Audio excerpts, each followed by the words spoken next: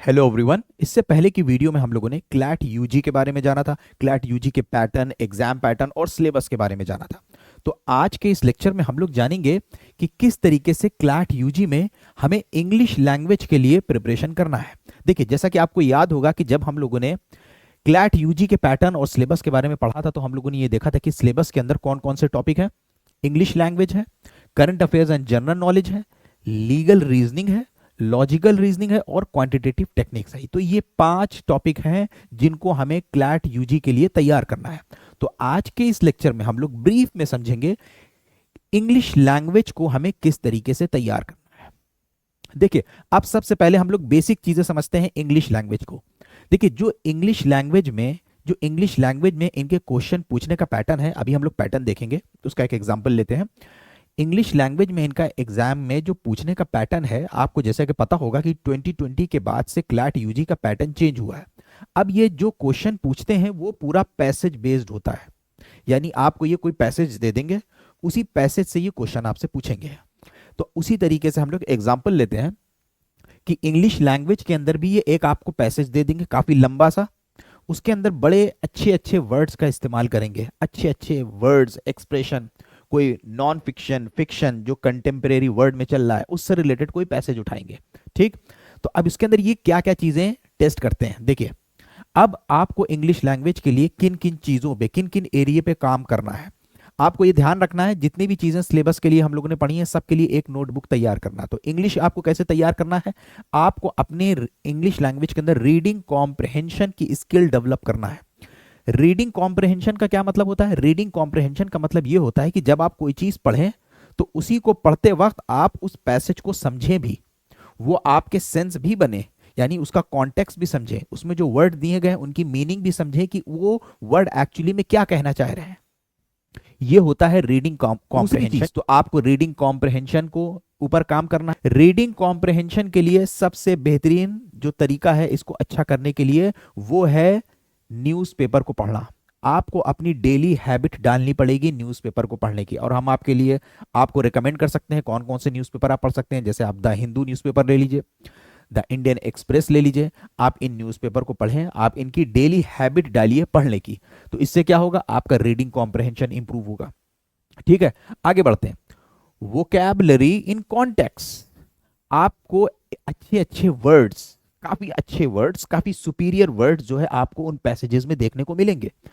आपको उसके लिए क्या करना है, उन वोकैबलरीज को कॉन्टेक्स्ट में समझना है कि उस पैसेज में उसका क्या मतलब निकल रहा है। अब ये कैसे आपका इंप्रूव होगा? देखिए, जब आप डेली न्यूज़पेपर पढ़ेंगे तो आपको क्या करना है, आपका रीडिंग कॉम्प्रहेंशन तो डेवलप हो ही रहा है धीरे धीरे धीरे धीरे। ये सब एक दिन का काम नहीं होता है, इसके लिए आपको काफी लंबे समय तक डेली न्यूज़पेपर पढ़ते रहना पड़ेगा।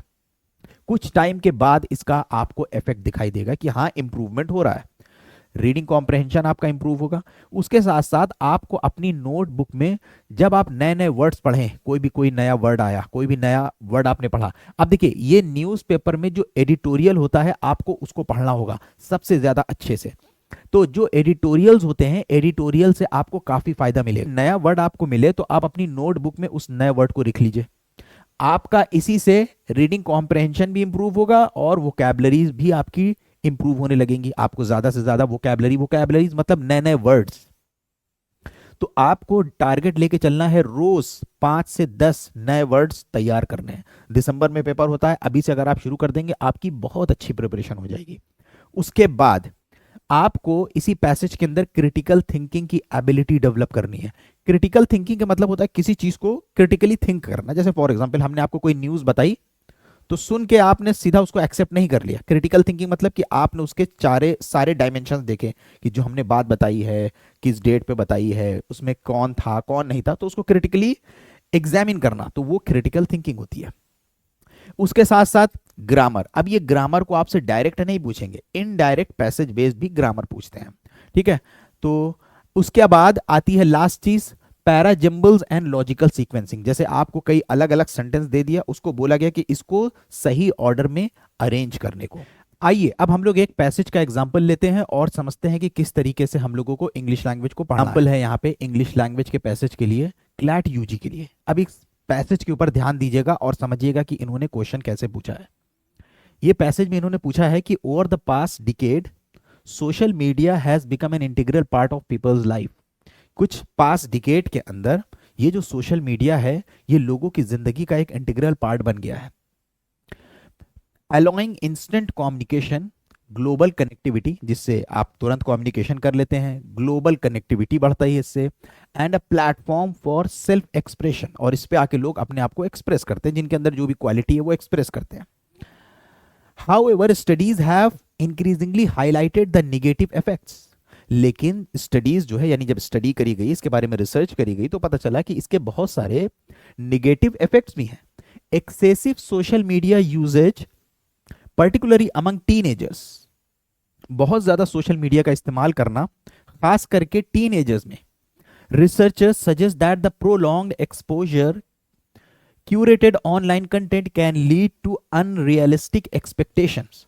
बोला गया कि लंबे समय तक सोशल मीडिया पे खुद को एक्सपोजर देने से क्या होता है, अनरियलिस्टिक एक्सपेक्टेशंस शुरू हो जाते हैं, एंड डिमिनिश्ड सेल्फ स्टीम, और इंसान की जो सेल्फ स्टीम होती है, जो उसके अंदर की क्वालिटी होती है, वो डिमिनिश्ड होने लगती है, यानी कम होने लगती है। As users often compare themselves to the seemingly perfect lives portrayed online. और होता क्या है कि जो लोग सोशल मीडिया चला रहे हैं, इंस्टाग्राम फॉर एग्जाम्पल चला रहे हैं, जो दूसरे पॉपुलर लोग हैं उनसे अपनी जिंदगी कंपेयर करने लग जाते हैं, और फिर उनको लगता है कि उनके पास कुछ है ही नहीं, चाहे वो यूट्यूब देख रहे हो, फेसबुक देख रहे हो, इंस्टाग्राम देख रहे हो। Psychologist argue that the dopamine driven feedback loop created by social media platforms. Psychologist ने यह सजेस्ट किया है कि सोशल मीडिया के एक्सेसिव यूज करने से क्या होता है, that dopamine driven feedback loop created. Dopamine एक तरीके का एक ट्रांसमीटर होता है हमारे दिमाग में। अब देखिए, ये सारे वर्ड हालांकि ये सब बायोलॉजी में पढ़े जाते हैं, लेकिन यहां पे क्यों इस्तेमाल हुए हैं, ये सब बहुत ही मोस्ट कॉमन वर्ड्स हैं जो इस्तेमाल होते हैं। तो अगर आप बार बार रीडिंग करोगे तो आपको अपने आप से इन वर्ड्स का मतलब पता होगा, आपको इसके लिए बायोलॉजी पढ़ने की जरूरत नहीं है। driven feedback loop created by social media platforms where likes, comments and shares provide instant gratification। और होता क्या है सोशल मीडिया में, लाइक्स कमेंट्स के आने से इंसान के अंदर इंस्टेंट ग्रेटिफिकेशन हो जाता है, तुरंत वो खुश हो जाता है। तो इससे क्या होता है कि उसके दिमाग में इसका एक एडिक्शन शुरू हो जाता है, और उसके बाद can lead to addictive behaviour, और उससे वो एडिक्शन उसके अंदर डेवलप होने लगता है। क्योंकि जहां पे इंसान को अच्छा लगेगा, जहां पे लोग तारीफ करेंगे, इंसान अपने आप से वहीं पे जाने लगेगा। तो यंग इंडिविजुअल्स इन पार्टिकुलर में become overly dependent on online validation.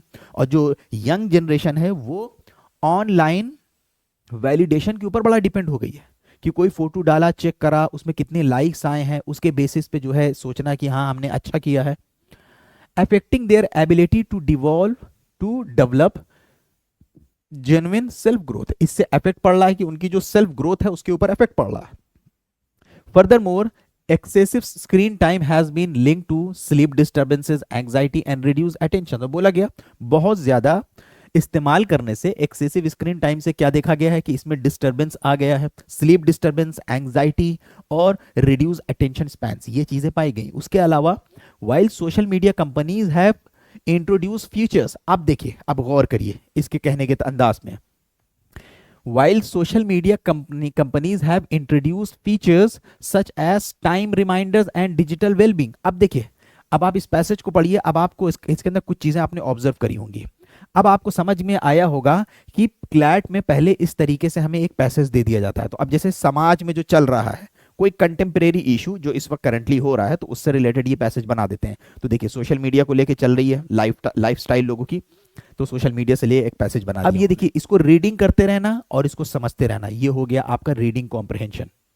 दूसरा, इसके अंदर वर्ड्स और एक्सप्रेशन जो इस्तेमाल हो रहे हैं, उन वर्ड्स और एक्सप्रेशन का मतलब समझना, तब आप पैसेज को ज्यादा अच्छे तरीके से समझ में आओगे, आपके समझ में आएगा। तो वो कैसे होगा, जब आप डेली न्यूज़पेपर पढ़ रहे हो, उसके अंदर एडिटोरियल्स पढ़ रहे हो, तो आपको नए नए वर्ड्स देखने को मिलेंगे। और अब देखिए, एक चीज और पूछी जाती है पैसेज को लेके, वो पूछी जाती है ऑथर्स टोन, कि ऑथर जो है उसकी क्या टोन है, किस अंदाज में चीजों को कह रहा है। जैसे देखिए, एक टोन ये होती है कि हम किसी के खिलाफ बोलते रहें, चाहे सही गलत कुछ भी पता चल रहा, तो आप कहेंगे बायस्ड है। एक होती है न्यूट्रल, कुछ पॉजिटिव बातें भी, कुछ निगेटिव बातें भी। तो अब आप यहां पे गौर करिए कि पहले उसने किस तरीके से सोशल मीडिया के खिलाफ बोला है कि बहुत ज़्यादा सोशल मीडिया का इस्तेमाल करना खास करके टीनेजर्स के ऊपर कितना ज़्यादा अफेक्ट कर रहा है। और अब क्या कह रहा है कि सोशल मीडिया कंपनीज ने इसके लिए बहुत सारे फीचर्स को तो इंट्रोड्यूस किया है ताकि ये जो एक्सेसिव यूज़ करना है और इसका जो निगेटिव इम्पैक्ट है उसको कम किया जा सके। तो अब देखिए यहाँ पे ऐसा नहीं कहा जाएगा कि ये बाइज्ड है या ये सिर्फ एक तरफा बात कर रहा है। तो हमें इस टोन को भी पहचानना होगा पैसेज से, क्योंकि इससे को एग्जाम में क्वेश्चन पूछा जाता है। digital well-being tools, experts believe that the responsibility to these platforms mindfully rests with the users themselves। और क्या क्या चीजें जरूरी हैं, जैसे डिजिटल लिटरेसी, उसके साथ साथ पेरेंटल गाइडेंस और सेल्फ रेगुलेशन जरूरी हैं इंश्योर करने के लिए that social media remains a tool for, कि ये सोशल मीडिया जो है ये चीजें जरूरी हैं कि ताकि सोशल मीडिया का जो है वो रहे एक टूल फॉर पॉजिटिव इंगेजमेंट, एक पॉजिटिविटी के लिए रहे, रेदर देना सोर्स ऑफ साइकोलॉजिकल स्ट्रेस। अब ये पैसेज पढ़ लिया। अब देखिए क्वेश्चन कैसे पूछा गया है, what is the main idea of the passage. क्या मेन आइडिया है, मतलब इस पैसेज को पढ़ के आपको क्या समझ आ रहा है। तो बोल रहा है क्या सोशल मीडिया हार्मफुल है और उसको बैंड हो जाना चाहिए, यानी आपने उसका पूरा पैसेज पढ़ा, पढ़ के आपको क्या लग रहा है कि वो क्या कहना चाह रहा है कि सोशल मीडिया को बैन हो जाना चाहिए। Social media has both positive and negative effects, social media के पॉजिटिव और निगेटिव इफेक्ट्स दोनों हैं। उसके साथ साथ excessive use can harm mental health, ज्यादा इस्तेमाल करना मेंटल हेल्थ को खराब कर सकता है। या उसके कहने का मतलब है कि teenagers should avoid social media all together, कि टीनेजर्स को पूरे तरीके से सोशल मीडिया का इस्तेमाल नहीं करना चाहिए। या वो कह रहा है कि social media companies do not care about their users, कि सोशल मीडिया की कंपनी अपने यूजर्स की कोई फिक्र नहीं करती है। बताइए इनमें से कौन सा है, कमेंट करके बताइए आप, फिर हम लोग सही आंसर समझते हैं इसका। देखिए अब पढ़ने से क्या समझ में आ रहा है, अगर हम लोग ये वाला ऑप्शन रखें इसके ऊपर कि social media is harmful and should be band, तो उसने ये नहीं कहा, उसने ये बोला कि अगर इसका एक्सेसिव इस्तेमाल किया जाता है तो इसका निगेटिव इफेक्ट्स भी होता है, खास करके टीनेजर्स के ऊपर। ठीक है, उसने ये बोला, तो उसने ये नहीं कहा कि इसको बैन हो जाना चाहिए। अब उसकी बात आता है कि social media has both positive and negative effects. हाँ, उसने पॉजिटिव की बात भी कही और निगेटिव इफेक्ट्स की बात भी कही। उसने कहा कि इसके अंदर जो होते हैं इंस्टेंट कम्युनिकेशन होता है, ग्लोबल कनेक्टिविटी होती है, ये सब बेनिफिट है, आप इंस्टेंटली किसी से बात कर सकते हो, ग्लोबली आप पूरी दुनिया में सब लोगों से जुड़े होते हो। तो उसने ये भी बात बोली है, उसके साथ साथ उसने निगेटिव इफेक्ट्स भी बताया।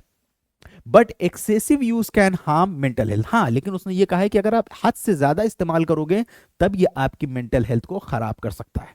तो सही आंसर क्या हुआ, बी हुआ। ठीक है, बाकी का देखिए, teenager should avoid social media all together, उसने कहीं ये नहीं कहा कि टीनेजर पूरे तरीके से सोशल मीडिया इस्तेमाल करना छोड़ दें, या सोशल मीडिया कंपनीज कुछ नहीं कहती। उसने खुद कहा कि सोशल मीडिया कंपनीज ने कई अलग अलग टूल्स और चीजों को लॉन्च किया है जिससे जो है इसके जो निगेटिव इफेक्ट्स हैं उनको कम किया जा सके। ठीक है, तो ऐसे क्वेश्चन पूछे जाते हैं। आगे देखिए, अब पूछा गया what does the term dopamine driven feedback loop. अब देखिए ये सारी चीजें आपको कैसे इंप्रूव होंगी, जब आप रोज डेली रीडिंग कॉम्प्रहेंशन के लिए एडिटोरियल्स या न्यूज़पेपर पढ़ोगे, तब ये सारे वर्ड्स और एक्सप्रेशन आपको पता चलना शुरू होंगे। अगर आप रोज डेली का टारगेट लेके चलिए कि 5 से 10 नए वर्ड्स आपको डेली याद करने हैं, सोचिए अगर आप दिसंबर में जाके क्लैट दोगे, कितनी चीजें, कितने वर्ड्स आपके पहले से ही तैयार हो जाएंगे।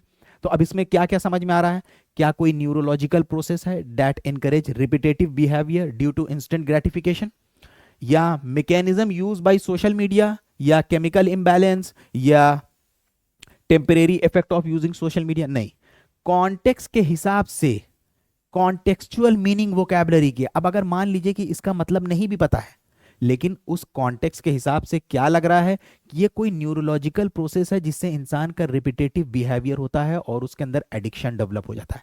पता नहीं था, लेकिन कॉन्टेक्स्ट के हिसाब से उस वर्ड की मीनिंग समझा।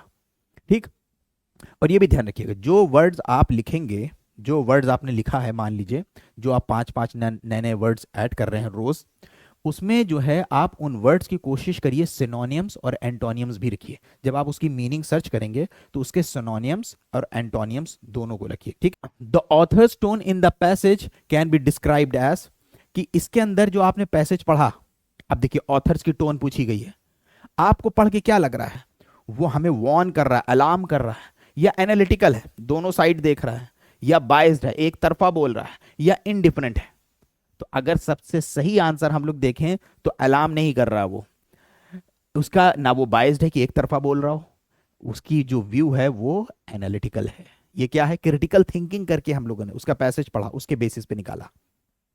What is the meaning of diminished self esteem as used in the passage? अब देखिए, इतना सा इसने एक्सप्रेशन पूछा, diminished self esteem। अब यहां पे ये इसका आंसर करना हमारे लिए बहुत आसान हो जाएगा अगर हमें diminished का मतलब पता है। diminished का मतलब कम होना, अगर हमें पता है diminished का मतलब, इसका आंसर हम कर लेंगे। तो देखिए क्या बोल रहा है कि इंक्रीज्ड कॉन्फिडेंस, नहीं, क्योंकि diminished का मतलब तो कम होता है। Decrease sense of self worth, अब इसके अंदर डिक्रीज बोला गया है तो ये हो सकता है। इसमें बोला गया है न्यूट्रल एटीट्यूड, नहीं, क्योंकि डिमिनिश्ड का मतलब कम होना। एनहांस्ड एबिलिटी, एनहांस्ड का मतलब भी बढ़ना होता है। तो देखिए अब ये नए नए वर्ड आ रहे हैं, आप कैसे पकड़ोगे जब तक आपकी वोकैबुलरी अच्छी नहीं होगी। तो इस तरह से आपको तैयारी करना है। तो इसका आंसर क्या हुआ, decrease sense of self worth. तो आई होप कि आपको समझ में आया होगा कि इंग्लिश लैंग्वेज के लिए आपको क्या क्या चीजों के ऊपर फोकस करना है। इसी तरीके से वीडियो लेके आते रहेंगे और हम लोगों ने क्लैट यूजी के लिए अपना कोर्स निकाला है मेंबरशिप और मेंटरशिप का। वीक में एक क्लास होगी और पूरे वीक में आपको टेस्ट दिए जाएंगे पेपर्स प्रैक्टिस करने के लिए, और आपको मेंटरशिप दी जाएगी उनसे जो क्लैट क्वालिफाई कर चुके हैं खुद भी कई बार। और हमारी फीस जो है बहुत ही नॉमिनल है, तो आप घर में बैठ के प्रिपरेशन शुरू कर सकते हैं। आज के लेक्चर में बस इतना ही। Thank you everyone for joining and watching. Have a good night.